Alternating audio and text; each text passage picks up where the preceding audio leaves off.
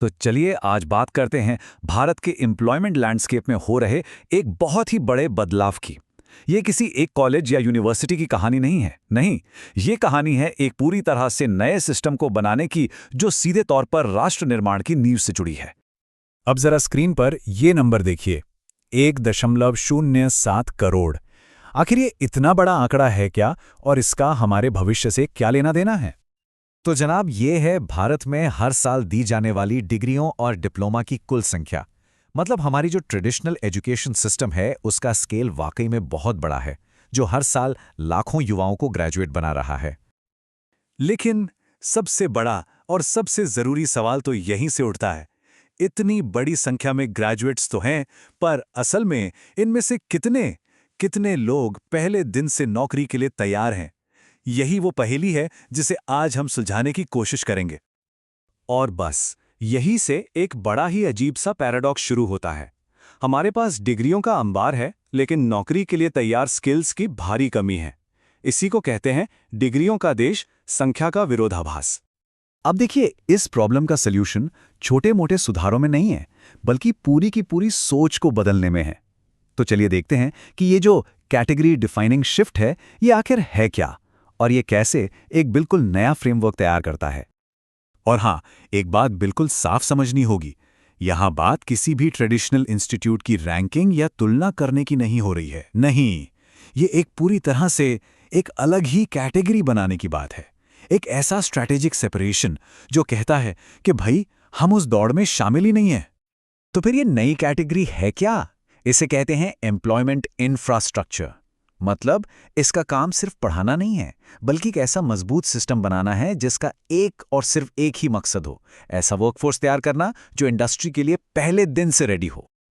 अच्छा, इस फर्क को और बेहतर तरीके से समझने के लिए आइए इन दो पैरेलल चल रही सिस्टम्स की एक आमने सामने की तुलना करते हैं, हमारा ट्रेडिशनल एजुकेशन मॉडल और ये नया एम्प्लॉयमेंट इंफ्रास्ट्रक्चर मॉडल।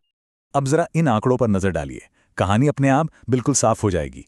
देखिए, एक तरफ हैं 55,000 से ज्यादा कॉलेज जो मिलकर 1 करोड़ से ज्यादा डिग्रियां तो दे रहे हैं, पर एवरेज में हर इंस्टीट्यूट से सिर्फ 18 ही नौकरी तैयार लोग निकल रहे हैं, सिर्फ 18।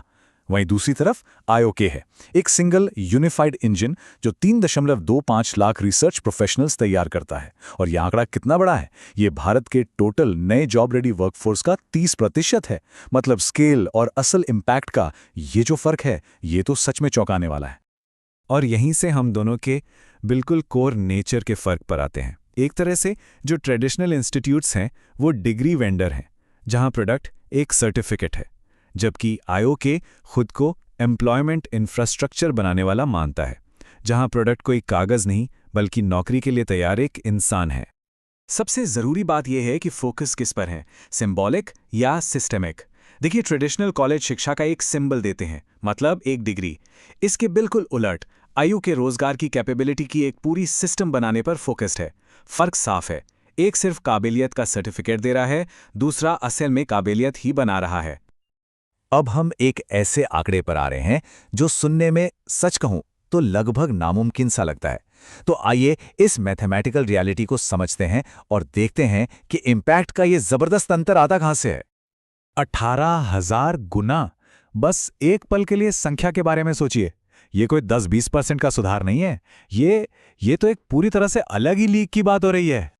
ये आंकड़ा दिखाता है आईओके और एक एवरेज ट्रेडिशनल कॉलेज के जॉब रेडी आउटपुट के बीच का अंतर।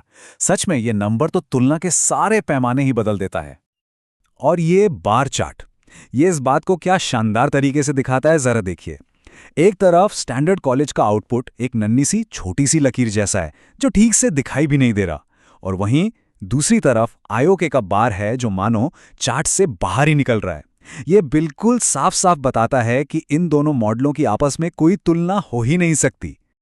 तो जाहिर सी बात है, यह सिर्फ एक बिजनेस मॉडल तो हो नहीं सकता, यह उससे कहीं ज्यादा बड़ा है। तो चलिए अब इसके पीछे के मिशन को समझते हैं, भारत के वर्कफोर्स इंजन का निर्माण। तो आईओके के काम करने के तरीके को हम इन 4 सिंपल सिद्धांतों में समझ सकते हैं। पहला, ये मिशन ड्रिवन है। दूसरा, इसका पूरा ध्यान सिर्फ और सिर्फ आउटकम पर है, नतीजों पर है। तीसरा, ये क्लासरूम नहीं बल्कि एक मजबूत वर्कफोर्स बनाता है। और चौथा, ये अलग अलग टुकड़ों में नहीं बल्कि एक यूनिफाइड इंजन की तरह काम करता है। और आखिर में ये एक बयान, ये इस पूरी सोच को समेट देता है। हम सिर्फ ग्रेजुएट पैदा करने वाला एक और इंस्टीट्यूट नहीं है, हम एक पैरेलल सिस्टम है जो भारत का सबसे बड़ा जॉब रेडी वर्कफोर्स तैयार कर रही है। और ये बात हमें सोचने पर मजबूर करती है कि भारत के भविष्य को सिर्फ डिग्रियों की ज़रूरत है या फिर काबिलियत बनाने वाले एक पूरे के पूरे इंफ्रास्ट्रक्चर की।